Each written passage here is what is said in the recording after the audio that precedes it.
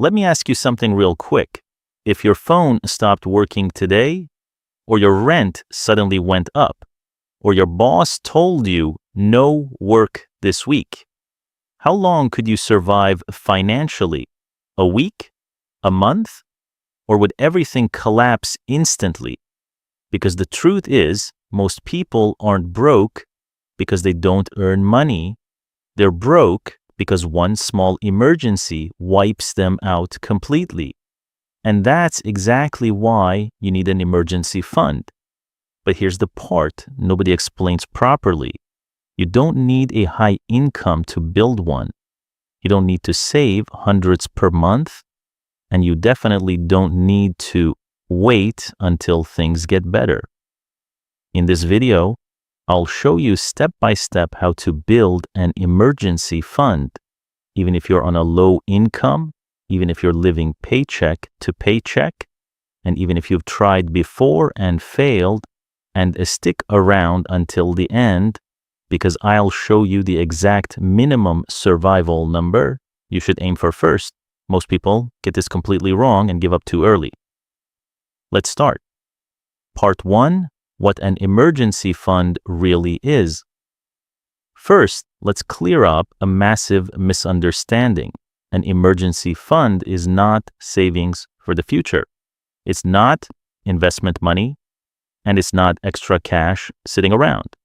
An emergency fund is simply money that protects your normal life from chaos. That's it. It protects you from losing your job, medical emergencies, unexpected bills, family financial pressure, or even just random life breakdowns. But here's what most people do wrong. They think, I need 6 months of expenses before I even start. That mindset kills progress, because when you're on a low income, 6 months feels impossible. So you do nothing, and doing nothing is the real danger. So instead, we use a different strategy. We don't aim for perfection, we aim for protection. And that starts with a tiny number, not a big one. Part 2, the first goal that makes this easy. If you're low income, forget 3 months, forget 6 months. Your first goal is $100 to $300, or equivalent in your currency. Why? Because this is your emergency buffer, not your full safety net. This small amount does 3 powerful things. It stops small emergencies from becoming debt. It gives you psychological confidence. It proves to your brain that you can actually save money. Most people never build an emergency fund because they aim too high too fast. So let's fix that. Think of it like this. You're not trying to build a wall yet. You're just laying the first bricks. And once you hit your first $100, something changes. You stop thinking, I can't save, and start thinking, maybe I can do this. But now the real question is, how do you actually save money when there's nothing left? That's where the strategy begins. Part 3, the reverse saving method. Most people save like this: income to spend to save, if anything is left. That never works on low income. Instead, you reverse it. Income to save first, to spend what remains, even if it's a small, even if it's painful, even if it's just $1 per day. Let me show you why this works. If you wait until the end of the month, your money disappears silently. Food delivery, small purchases, transport, random spending, you don't even remember. But when you save first, you force discipline. Here's a simple system. If you earn daily, save 5 to 10% immediately. If you earn monthly, split your money into survival, food, rent, transport, savings, even if tiny, everything else. Now here's a key truth. Consistency beats amount. Saving $1 per day equals $30 per month. That's already your first emergency fund building up. And this is where most people quit. But you shouldn't, because now we add the next. Part 4. Where to find hidden money. If you feel like you can't save anything, you're usually not looking in the right places. You don't need more income first. You need leakage control. Let's break it down. 1. Micro expenses.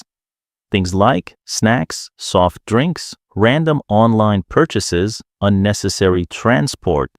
Most people lose more money here than they realize. Cutting just $2 per day equals $60 per month saved. That alone can build your emergency fund. 2. The silent subscriptions. Check. Apps, streaming services, random monthly payments, even $5 to $10 leaks matter when income is low. 3. The delay rule. Before buying anything non-essential, wait 24 hours. Most purchases disappear mentally after waiting. 4. The cash separation trick. If possible, keep emergency money in a separate wallet or account or even a physical envelope. Why? Because if you see it, you'll spend it. But if it's separate, your brain treats it as untouchable. Now here's the important part. This is not about restriction, it's about awareness. Because once you see where your money goes, you finally gain control. And control is what builds savings. Part 5. How to stay consistent when life gets hard. Let's be honest. Saving money sounds easy when you're motivated, but life happens. You'll face low income weeks, family pressure, unexpected expenses, mental burnout. So how do you stay consistent? Use this rule. Never break the chain twice. If you miss saving one day or 1 week, it's okay. But never let it become a pattern, because consistency is not about perfection. It's about recovery speed. Another powerful trick, tie saving to something automatic. Example, every time you get paid, save immediately every time you eat. Track mentally what it costs you every time you waste money. Subtract from future spending. You're building awareness loops, and awareness creates discipline without forcing it. Now here's the mindset shift that changes everything. Part 6. The real goal of an emergency fund. Most people think the goal is just money, but it's not. The real goal is peace of mind, because when you have even a small emergency fund, you don't panic when something breaks, you don't borrow in stress. You don't make emotional financial decisions, you buy time, and time is what saves people financially, not income alone. Even $200 can stop a financial collapse. That's powerful. So let's summarize it simply. Start small, $100 to $300. Save before you spend. Cut hidden leaks. Stay consistent, not perfect. And protect your money like it's survival fuel. Because it is.